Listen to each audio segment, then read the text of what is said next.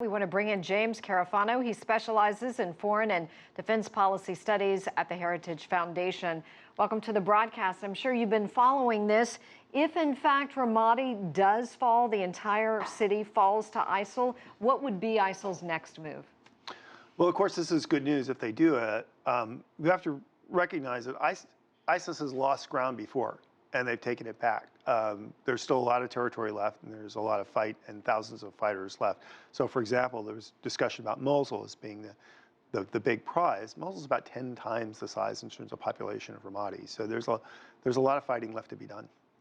We've been hearing about the U.S.-led coalition really bombing Ramadi this past week. I think there were 32 air raids, they said, just this past week. But the Iraqi forces have new weapons. They seem to have a new gumption to fight them. Will they have the strategic power to go against them if they come into Mosul? Well, so when it comes to conventional, some of it's logistics. The lines get longer, moving stuff gets longer, evacuating wounded, which is a big deal, gets harder. Coordinating stuff in big cities. Fighting in big cities is very, very difficult. And the bigger the city, the bigger and more difficult the fighting. So what no doubt ISIS will do is what they've done before is if they do lose conventionally, is they switch back to more terrorist tactics. We'll see more of that, more likely. See terrorist tactics to show that they're back in the game, in the region, maybe outside the region as well. And the other key thing to watch is how does the government deal with the Sunni tribes that are in the area? Are there retribution? Is there reintegration?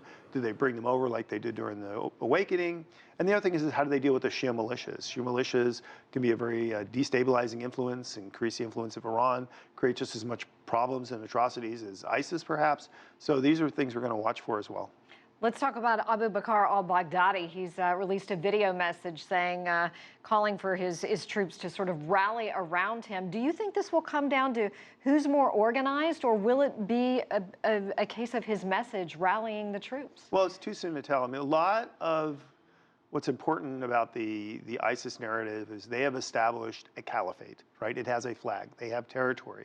It's an important part of the narrative to show that they can defend their territory and they can fight and they can take the battle to the enemy. That's why attacks in Paris were so influential in terms of the narrative. Even things like San Bernardino, even if ISIS didn't direct them, are important. So fighting in the field will be important to them. Whether they lose ground or not, I don't know, but what's key is breaking ISIS's territorial control over Iraq, taking away the state. I mean, they may be a terrorist group that can operate in the region for some time. They may be able to do transnational terrorist attacks.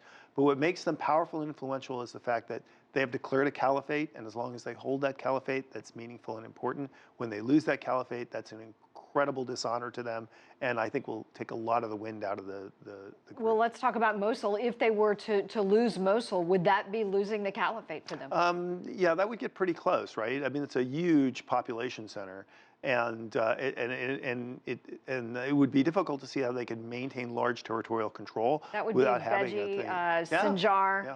So Ramadi, we assume, and possibly, and then Mosul, if in fact that would happen. That would be huge. I think that would take ISIS down a significant peg or two, and would really help.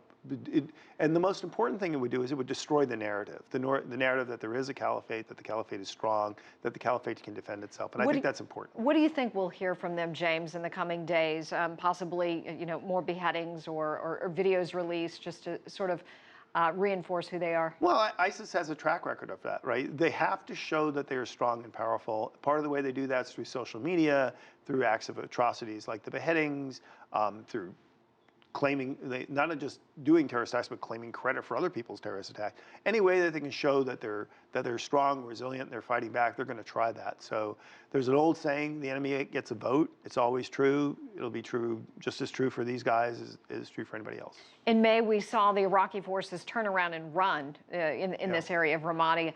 What's different now? What, the U.S.-led coalition and the strategy, retraining the Iraqi forces, the weapons they have? Well, certainly there's a lot of pressure for military success. I'm sure there was a lot of pressure from the U.S. I'm sure the Iraqi government felt under a lot of pressure. But there are a lot of issues left to go. There's a lot of territory. So let's say you have troops, and you've got some troops these are well-trained, and these are dependable, and these fight well. Well, the more territory you control, the smaller that group is, right? So we know the entire Iraqi military is not up to a certain standard. At some point, the troops that can really fight, that as you get further out, that gets thinned out.